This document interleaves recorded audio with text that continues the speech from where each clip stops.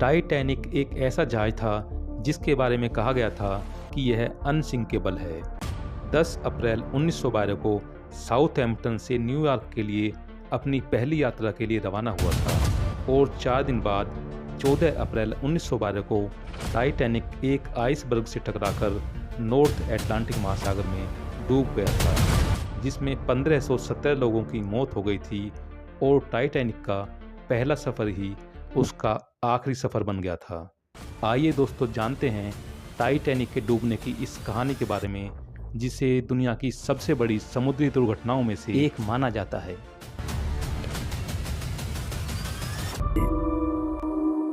उन्नीसवीं शताब्दी के शुरुआत की बात है, जब जर्मनी और ब्रिटेन की शिप कंपनियों में बड़े बड़े समुद्री जहाज बनाने की प्रतिस्पर्धा चल रही थी। उसी दौरान ब्रिटेन की व्हाइट स्टार लाइन कंपनी ने 3 साल के लंबे समय और कड़ी मेहनत के बाद 2 अप्रैल 1912 को महल जैसा दिखने वाला ऐसा जहाज बनाकर तैयार किया, जो बाहर से देखने में जितना भव्य और शानदार था, अंदर से उतना ही आलीशान था। इसकी भव्यता का अंदाजा इसी बात से लगाया जा सकता है कि टाइटैनिक की पहली यात्रा को देखने के लिए लाखों लोगों की भीड़ आई थी।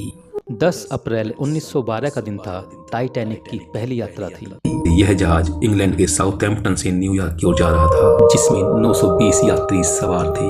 42 किलोमीटर प्रति घंटे की रफ्तार से शाम तक शेमबर्ग फ्रांस पहुंचा। इसके बाद टाइटैनिक क्वींसटाउन आयरलैंड से यात्रियों को लेते हुए न्यूयॉर्क के लिए रवाना हो गया। टाइटैनिक आयरलैंड से यात्रियों को लेकर निकला ही था कि इसके कप्तान एडवर्ड जॉन स्मिथ को रास्ते में आइसबर्ग होने की पहली चेतावनी मिली, लेकिन कप्तान एडवर्ड जॉन स्मिथ ने इस चेतावनी को सीरियसली नहीं लिया और जहाज की स्पीड कम नहीं की। रात होते होते कप्तान एडवर्ड जॉन स्मिथ को लगभग 6 मैसेज अलग अलग जहाजों द्वारा दिए जा चुके थे, लेकिन कैप्टन ने ना तो इन चेतावनियों को गंभीरता से लिया और ना ही जहाज की स्पीड कम की, क्योंकि हो सकता है कि कैप्टन स्मिथ अपना रिटायरमेंट इस रिकॉर्ड के साथ खत्म करना चाहते थे कि टाइटैनिक इस सदी का सबसे बड़ा और तेज चलने वाला जहाज है। 14 अप्रैल की अंधेरी रात थी। चारों तरफ ठंड का ऐसा आलम था कि शरीर भी जम जाए। जहाज के 2 क्रू मेंबर जब जहाज की निगरानी करने के लिए जहाज के ऊपर खड़े हुए थे, तभी 11:39 पर जहाज के ठीक सामने एक काला सा पहाड़ दिखाई देता है। यह देखकर उनमें से एक क्रू मेंबर, जिसका नाम फ्रेडरिक था, तुरंत समझ गया कि सामने एक आइसबर्ग है। फ्रेडरिक ने तुरंत 3 बार घंटा बजाने के बाद फोन पर खबर भी दी कि जहाज के ठीक सामने बर्फ की चट्टान है। यह सुनकर सारे अफसरों ने जहाज को मोड़ने की कोशिश की, लेकिन अफसोस 11:40 पर जहाज के राइट साइड का निचला हिस्सा उस विशाल आइसबर्ग से टकरा गया। टकराव इतना जोरदार था कि इसमें सवार सभी यात्रियों को जोरदार झटका लगा। थोड़ी देर में ही जहाज के सारे इंजन बंद कर दिए गए। जहाज के आइसबर्ग से टकराने की खबर जैसे ही यात्रियों को लगी, पूरे जहाज में अफरा तफरी का माहौल बन गया। खौफ की वजह से लोग इधर उधर भागने लगे। जहाज के टकराने वाले हिस्से को आइसबर्ग ने चीर दिया था। इसमें लगी प्लेट्स की कीलें तक बाहर आ गई थी, जिसकी वजह से आपस में जुड़ी प्लेट्स सरक गई और समुद्र का पानी तेजी से अंदर आना शुरू हो गया, जिसकी वजह से 3rd क्लास में रहने वाले यात्री ऊपर की ओर भागने लगे। पानी इतनी तेजी से अंदर आ रहा था कि जहाज के निचले हिस्से में बने 16 कंपार्टमेंटों में से 5 में पानी भर चुका था। इस घटना से जहाज के डिजाइनर थॉमस एंड्रयूज की चिंता बढ़ गई थी। उन्होंने जहाज के कैप्टन को बताया कि थोड़े ही समय में पानी डेक के ऊपर से होते हुए एक एक करके सभी कंपार्टमेंट्स में भर जाएगा। ऐसी स्थिति को देखते हुए सभी लाइफ बोट्स को बाहर निकाला जाने लगा, लेकिन यात्रियों की संख्या को देखते हुए ये लाइफ बोट्स बहुत ही कम थी। खतरनाक स्थिति उस समय और बन गई जब लाइफ बोट्स में कैपेसिटी से कम लोगों को जाने दिया गया, जिसकी वजह से ज्यादा लोगों की मौतें हुई। इसके लिए कैप्टन एडवर्ड जॉन स्मिथ को जिम्मेदार माना गया था कि 65 लोगों की कैपेसिटी वाली लाइफ बोट में सिर्फ 25 से 30 लोगों को ही जाने दिया गया। उस रात जहाज पर चारों तरफ खौफ का माहौल था, लेकिन ऐसे समय में एक मार्मिक दृश्य भी देखने को मिला, जब म्यूजिशियंस का एक ग्रुप अपनी मौत से बेपरवाह होकर अपनी आखिरी सांस तक संगीत की धुनों को बजाता रहा, ताकि मौत के इस मंजर में लोगों को अपने आखिरी समय में खुशी के कुछ पल मिल सके।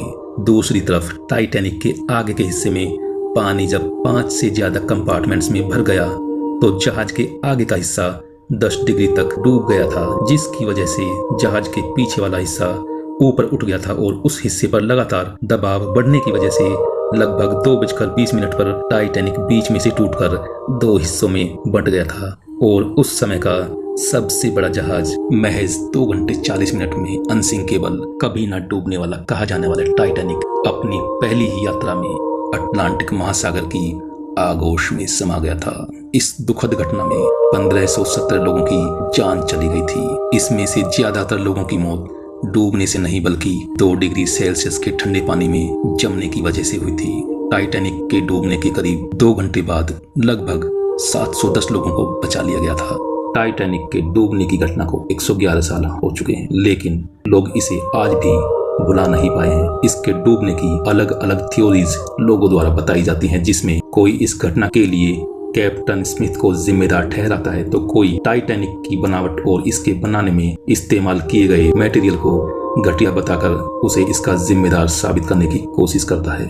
लेकिन सन 2010 में एक प्रोजेक्ट शुरू किया गया था जिसमें टाइटैनिक के डूबने की असली वजह को जानने के लिए शोधकर्ताओं की एक टीम बनाई गई थी, जिसने आधुनिक रोबोट्स और हाई डेफिनेशन वाले कैमरों की सहायता से नॉर्थ अटलांटिक महासागर में राडार तकनीक से स्कैन करके 15 किलोमीटर के एरिया का एक मैप बनाया था। टाइटैनिक के हर छोटे बड़े टुकड़े की लाखों फोटो और वीडियो इकट्ठा करके टाइटैनिक के मलबे के सभी टुकड़ों पर गहरी रिसर्च की थी और लगभग 2 साल की कड़ी मेहनत के बाद सन 2010 में इस टीम ने टाइटैनिक को वर्चुअली तैयार करके इसके डूबने की असली वजह को जानने की कोशिश की थी, जिसमें इस टीम ने रिसर्च में पाया कि टाइटैनिक के डिजाइन और इसके बनाने में इस्तेमाल किए गए मटेरियल में कोई कमी नहीं थी। इस टीम ने टाइटैनिक के डूबने की सबसे बड़ी वजह इसकी तेज स्पीड को बताया था, क्योंकि तेज रफ्तार से टाइटैनिक जब आइसबर्ग से टकराया तो उसने हजारों टन का प्रेशर जहाज के निचले हिस्से पर बना दिया और प्रेशर वाली जगह पूरी तरह से डैमेज हो गई और फिर जहाज के 5 कंपार्टमेंट्स में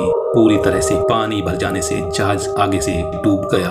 आज के समय में टाइटैनिक का मलबा समुद्र में नीचे गहराइयों में पड़ा हुआ है, जो कि साल 1985 में ढूंढा गया था।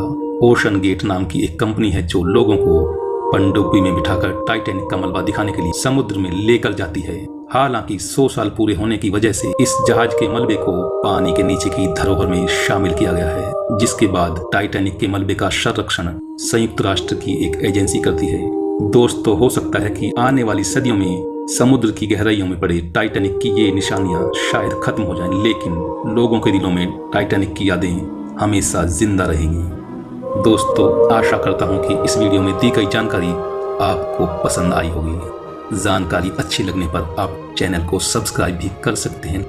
अगले वीडियो में आपसे फिर मुलाकात होगी किसी नई जानकारी के साथ।